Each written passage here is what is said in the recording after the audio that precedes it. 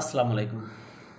আজকে আমরা যে বিষয়টা নিয়ে আলোচনা করব সেটা এজেন্ট শিশু উপদেষ্টা জনাব আসিফ মাহমুদ সজীব ভুঁইয়া তিনি বিদেশে গেলেন তার ব্যাগের ভিতরে যে অস্ত্রকাণ্ড এই বিষয়টা নিয়ে আলোচনা করতে চেষ্টা করব।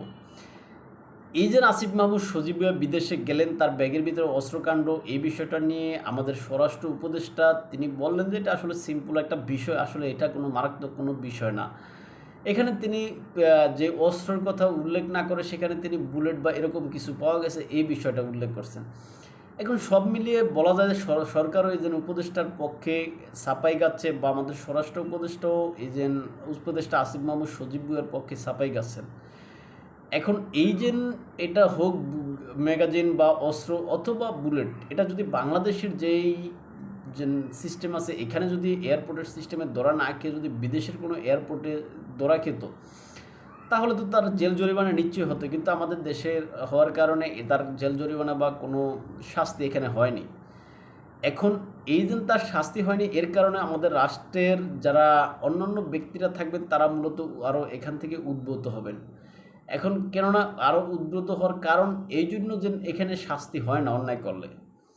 এখন এজেন্ট আসিফ মাহমুদ সজীব ভুঁইয়া তার যদি নিরাপত্তার দরকার থাকতো সেক্ষেত্রে তার গানম্যান থাকতো, তাদের কাছে এই সমস্ত বিষয়গুলো থাকার কথা ছিল, কিন্তু সেটা না করে তিনি নিজের কাছে কেন এটা ক্যারি করছেন।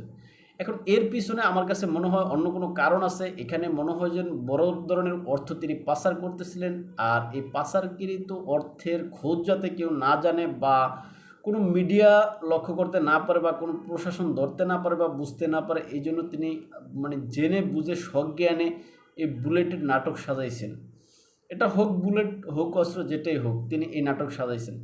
এখন এই নাটক সাজিয়ে তিনি মূলত মিডিয়া বা প্রশাসনকে এদিকে ব্যস্ত রেখে তিনি পিছন দিকে অর্থাৎ পর্দার আড়ালে তিনি কোটি কোটি টাকা দেশ থেকে পাচার করে নিয়ে গেছেন বলে আমি মনে করি।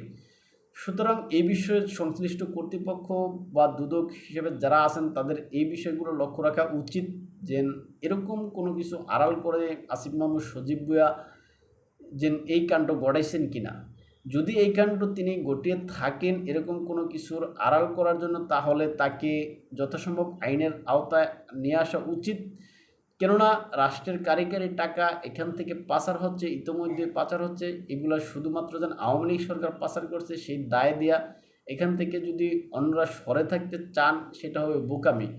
সুতরাং এই যে আসিফ মাহমুদ সজীব ভুঁইয়া এরা যাতে বিদেশে অর্থ যেভাবে পাচার করতেছে তার অংশ হিসেবে মেটিকুলাস একটা ডিজাইনের অংশ হিসেবে তারা এই যে বুলেট কাণ্ড বলেন বা অস্ত্রকাণ্ড বলেন এটা সাজিয়েছেন বলে আমি বিশ্বাস করি।